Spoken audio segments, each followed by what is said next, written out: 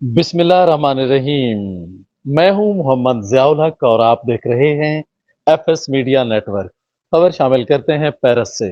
Chairman Jammu Kashmir forum France, member مرکزی مجلس عاملہ مسلم league نون، سابق کوآرڈینیٹر وزیر اعظم آزاد کشمیر برائے یورپ چودھری نعیم اختر نے بھارتی حکومت کی جانب سے مقبوضہ جموں کشمیر کی ہائی کورٹ بار کو دہشت گرد قرار دینے اور ہائی کورٹ بار کے صدر نذیر رونگا میاں عبد القیوم ایڈوکیٹ اور سینئر وکیل و سابق سیکرٹری بار محمد اشرف بھٹ کو پی ایس اے ایکٹ اور دیگر بوگس مقدمات میں گرفتار کرنے کی شدید ترین الفاظ میں مذمت کی ہے۔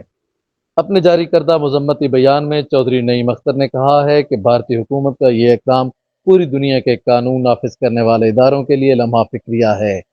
چودھری نعیم اختر نے اقوام عالم سے بھرپور مطالبہ کیا ہے کہ وہ بھارتی حکومت کی جانب سے وکلاء کو ہراساں کرنے کا نوٹس لے اور بھارت پر عالمی پابندیاں لگائے۔ انہوں نے مزید کہا کہ بھارت ایک دہشت گرد ملک ہے اور گجرات کا کسائی نریندر مودی مسلمانوں کا قاتل ہے۔ انہوں نے کہا کہ مقبوضہ جموں کشمیر کی ہائی کورٹ بار کے صدر نذیر احمد رونگا سمیت دیگر سینئر وکلاء کو بھارتی حکومت نے کالے قانون پبلک سیفٹی ایکٹ کے تحت مقدمہ درج کیا، جو کہ انتہائی افسوسناک عمل ہے۔ بھارتی حکومت ہائی کورٹ بار ایسوسی ایشن کے ممبران کو ڈرانے دھمکانے سے گریز کرے اور صدر high court bar Nazir Ahmad Ronga اور دیگر سینئر وکلاء کو فوری طور پر رہا کرے۔ انہوں نے مزید کہا کہ مودی حکومت نے ایک مذموم ایجنڈے کے تحت مقبوضہ جموں کشمیر کی خصوصی حیثیت ختم کی۔